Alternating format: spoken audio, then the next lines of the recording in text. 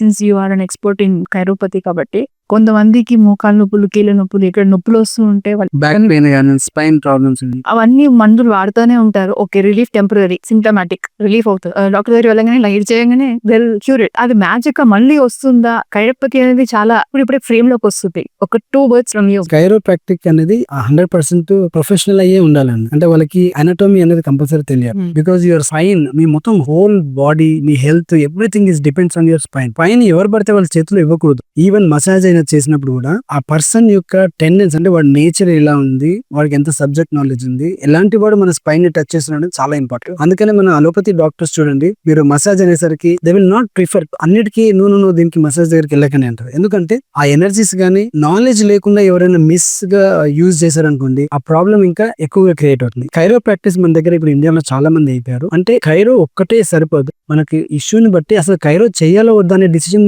తీసుకోవాలి, చాలా ఇంపార్టెంట్. ఇప్పుడు కొంతమందికి కాల్షియం డెఫిషియన్సీ ఉంటుంది, చాలా తక్కువగా ఉంటుంది. అప్పుడు అలాంటి వాళ్ళకి కైరో ఇస్ నాట్ సజెస్టబుల్. అంటే కొంతమంది కైరో ప్రాక్టీస్ నేను చూస్తున్నాను, అసలు వాళ్ళ డెఫిషియన్సీ ఏంటో చూడకుండా టక చేసేస్తున్నారు. ఆ తర్వాత వచ్చే ప్రాబ్లమ్స్ ని మనం చూడట్లేదు. టీవీస్ లో, వీడియోస్ మనం ఏం చేస్తున్నాం అంటే ఆ క్రాక్స్ చూస్తున్నాం, అక్కడ హ్యాపీగా వెళ్ళిపోయి చూస్తున్నాం. తర్వాత వచ్చే కాన్సిక్వెన్సెస్ ఏముంటాయో అవి మన ముందు రావట్లేదు. కాబట్టి నా దగ్గర ఎందుకు నేను చెప్తున్నాను, నా దగ్గరకు వస్తారు కొన్ని ప్రాబ్లమ్స్ తీసుకుని. నేను చేస్తాను కైరో అంటే ట్రస్ట్ ఓస్టియోపతి అని చేస్తాను. స్పైన్ ని ఎప్పుడైతే స్కోలియాసిస్ ఉంటుందో, లేకపోతే లాడియాసిస్, ఇలా బెండ్ అయిపోయేదంతా, ఇలాంటి ప్రాబ్లం వచ్చినప్పుడు మేము ఏం చేస్తామంటే వి విల్ డూ మ్యానిపులేట్ చేస్తాం స్పైన్. అయితే దానికి ముందు దానికి కనెక్టెడ్ మజిల్స్ ని కూడా ఎంత రిలాక్స్ చేయాలి, దానికి ప్రాపర్ గా ఎలాంటి ట్రీట్మెంట్ కావాలని మేము చేసిన తర్వాత అప్పుడు ఈ మెథడ్ ని యూస్ చేస్తాం. కొంతమందికి చేసిన తర్వాత మళ్ళీ మజిల్ రిలీఫ్ అనేది కంపల్సరీ చేయాలి. ఎందుకంటే your muscles are connected to your spine. And your spine ఏంటంటే మీ నుంచి నర్వస్ సిస్టమ్ కూడా దాని నుంచే కమ్యూనికేషన్ అవుతుంది. మీ స్పైన్ నుంచే మీ సెంట్రల్ నర్వస్ సిస్టమ్ అంతా కూడా అక్కడి నుంచి ప్రతి ఆర్గన్ కి కనెక్టెడ్ అయి ఉంటుంది. ప్రతి ఇన్ఫర్మేషన్, ప్రతి కమ్యూనికేషన్ మీ స్పైన్ నుంచే